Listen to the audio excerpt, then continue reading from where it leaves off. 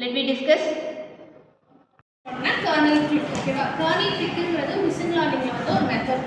இது எதுக்காக யூஸ் பண்றோம்னா சப்போர்ட் வெக்டார் மெஷின்ல நம்ம இதை யூஸ் பண்றோம். ஏன் இது kernel trickங்கிறது ஒரு மேத்தமேட்டிக்கல் ஃபங்க்ஷன் யூஸ் பண்ணி ஒரு machine learningல ஒரு இன்புட் டேட்டா ஹையர் டைமென்ஷனல் ஸ்பேஸாவும் லோ டைமென்ஷனல் ஸ்பேஸாவும் யூஸ் பண்றது தான் இந்த kernel trick. என்ன ப்ராப்ளம்னா இப்போ ஒரு மிஷினில் கிளாஸஸை தனியாக பிரிக்க முடியாது. ஒரு கிளாஸோட டேட்டா கேட்டகரியாக பிரிக்க முடியாததுக்கு இந்த கர்னல் ட்ரிக் யூஸ் பண்ணுறாங்க. ஓகேவா? இதோட அப்ளிகேஷன் என்னென்ன இதில் என்ன இந்த கர்னல் ட்ரிக் எது எதுலலாம் யூஸ் பண்ணுவாங்கன்னா சப்போர்ட் வெக்டார் மெஷினில் கர்னல் கிளாஸஸ்லையும் யூஸ் பண்ணுவாங்க. இப்போ ஒரு மெஷினில் டேட்டாஸ்க்கு ஸ்பேஸ் இல்லை அப்படின்னா இந்த கர்னல் ட்ரிக்கை வச்சு ஹை டைமென்ஷனல் ஸ்பேஸ் அதிகப்படுத்தி அந்த டேட்டாவை அங்கங்கே செக்ரிகேட் பண்ணி கேட்டகரிஸோடு இது பண்ணுறது தான் இந்த கர்னல் ட்ரிக் அப்படிங்கிற டாபிக். தேங்க்யூ. இப்போ என்னோட topic characteristics of data science and data. இதில் எப்படின்னா இப்போ நிறைய ஸ்டெப்ஸ் ப்ராசஸ் இருக்குது.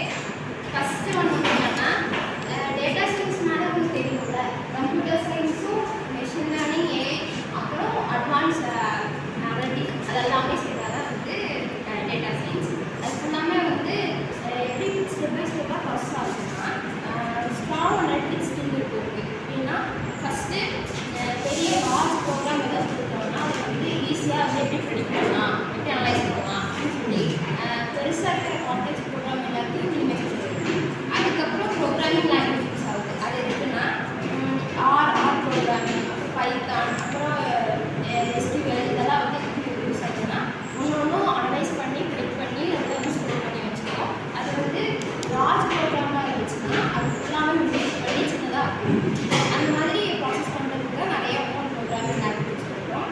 அப்புறம் மெஷின் லேர்னிங் தெரிஞ்சுன்னா டிசிஷன் மேக் பண்ணுவோம். அது இதுக்கப்புறம் இதுதான் ப்ராசஸ் பண்ணுறோம் அப்படின்ட்டு மெஷின் லேர்னிங் நம்ம நிறைய எடுத்தோம்னா நிறையா டிசிஷன் மேக் பண்ணி அடுத்தடுத்து என்ன ப்ராசஸ் பண்ணுறோம் அப்படின்ட்டு பண்ணி பண்ணுறோம்.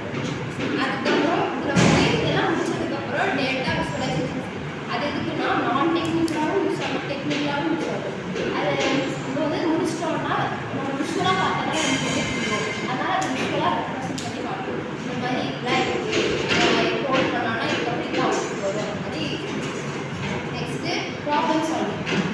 இதில் கொடுத்த டேட்டா பேஸ் ஏதாவது ப்ராப்ளம் இருந்துச்சுன்னா அது மறுபடியும் ரீஃபைன் பண்ணி மறுபடியும் ப்ராசஸ் பண்ணி ப்ரிப்பேர் பண்ணி மறுபடியும் டிசிஷன் மேக் பண்ணி அதுக்கப்புறம் அது ப்ராப்ளம் சால்வ் பண்ணி முடிய வரைக்கும் அது ரன் ஆகிட்டே இருக்கும். மெஷின் லேர்னிங் மோஸ்ட்லி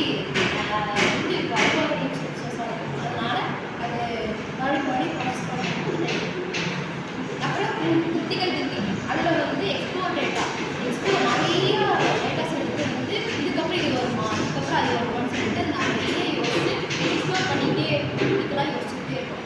அப்புறம் டேட்டா பேஸ் மேனேஜ்மெண்ட் ஃபுல்லாமே பண்ணி டிஃபைன் பண்ணி நோட் பண்ணி எல்லாம் முடிச்சதுக்கப்புறம் லாஸ்ட்டாக டேட்டா பேஸ் தான் சேர்த்து அது அதெல்லாம் பண்ண ப்ராசஸ் விட இப்போ எவ்வளோ ப்ராசஸ் நம்ம பண்ணியிருக்கோம், எவ்வளோ பண்ண வேண்டியது எல்லா ரெக்கார்டும் டேட்டா பேஸில் சேர்த்து.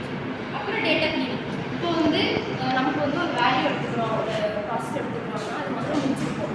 அது இப்போ ரெக்கார்ட் பண்ணி வச்சுருப்போம். 10 மினிட்ஸில் முடிக்கிறோம், இல்லைன்னா 5 ஸ்டெப்ஸில் முடிக்கிறோம்னு சொல்லி ரெக்கார்ட் பண்ணி வச்சுருக்கோம். அதை விட ஒரு டைம் கம்மியாக இருந்துச்சுன்னா அதை கிளியர் பண்ணிட்டு இந்த ரெக்கார்டை என்னோட topic dimensional detection. Dimensional detection use பண்ணா ஒரு டேட்டாவில் நிறைய நாய்ஸ் டேட்டா இருக்குது. நாய்ஸ் டேட்டானா வேண்டாத டேட்டா. அந்த டேட்டா எல்லாத்தையும் விளக்கி வச்சுட்டு வேணுங்கிற டேட்டா மட்டும் எடுத்துக்கிறது. இது எதுக்கு யூஸ் பண்ணுறாங்கன்னா மிஷின் லேர்னிங் ஈஸியாக நடக்கிறதுக்கு இது யூஸ் பண்ணுறாங்க. தேவையில்லாத டேட்டாவெல்லாம் ரிலீஸ் பண்ணிவிட்டு வேணுங்கிறது மட்டும் புரிஞ்சுக்கிறத யூஸ் பண்ணுறாங்க இதில். அப்புறம் இதோட யூஸ் கேசஸ் நிறைய இதில் பார்த்துக்கலாம். Object identification, face recognition, 3D object 2D object recognition, அந்த மாதிரியான இதில் இமேஜஸ் அன்றைக்கி ஒருத்தர் சார் காட்டியிருந்தார். ஒரு 1000 பிக்சல் இமேஜை 100 பிக்சலுக்கு மாற்றணும்னு உங்களுக்கு ஈஸியாக தெரிஞ்சிருக்கும். ஒரு டாகோட இமேஜ் காட்டியிருப்பார். பெருசாக காட்டும்போது ரொம்ப அன்கிளியராக இருக்கும். அதுவே சின்னதாக காட்டணும்னு உங்களுக்கு கிளியராக டாக் இமேஜுன்னு தெரியும். அதான் டைமென்ஷனல் டிடெக்ஷன். ஏன்னா அதில் இருக்க நாய்ஸ் டேட்டாவில் ரிமூவ் ஆகிடுச்சு. உங்களுக்கு வேணுங்கிறது உங்களோட மைண்டுக்கு வேணுங்கிறது மட்டுமே உங்களுக்கு தெரியும்.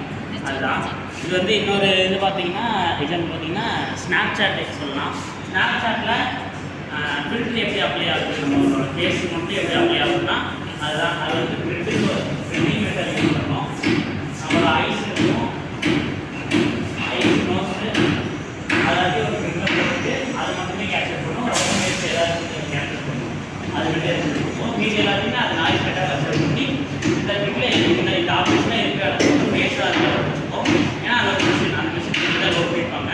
இந்த பிரிண்டருக்குள்ள ஐஸ் நோஸ் ஃபேஸ் இந்த மாதிரி உட்காந்துச்சுன்னா அதுதான் அந்த ஃபேஸு அப்படின்னு தான் ஐடென்டிஃபை பண்ணணும். இதுதான் பிசிஏ நடக்கும். Principal component analysis. இதில் பிரின்சிபல் காம்பனன்ட் என்னென்னா ஐஸ் நோஸு இயர்ஸ் அப்புறம் அந்த சர்க்கிளான ஃபேஸ் இயர்ஸ் தான் இந்த மாதிரிலாம் அனலைஸ் பண்ணுவோம். தேங்க்ஸ். நமக்கு வந்து ஒரு பெரிய லார்ஜ் டேட்டா இருக்குன்னா இதை வந்து நம்ம கம்ப்ளீட் பண்ணிருக்கோம். 2 into 2 மேட்ரிக்ஸ் வச்சுருக்கோம். அதாவது எப்படின்னா கம்ப்ளீட் டு என் 2 into 2 இதுதான் சமிஷன் அப்படின்னா அந்த ஒரே ஒரு ரோ மட்டும்தான் நம்பர் இருக்கும். அது எல்லாமே 0 இருக்கும். இதுதான் வந்து ஆல்டர்னேட் மேட்ரிக்ஸ். சிமிலராக டிகாம்போசிஷன் வந்து மெயின் ஃபார்முலா.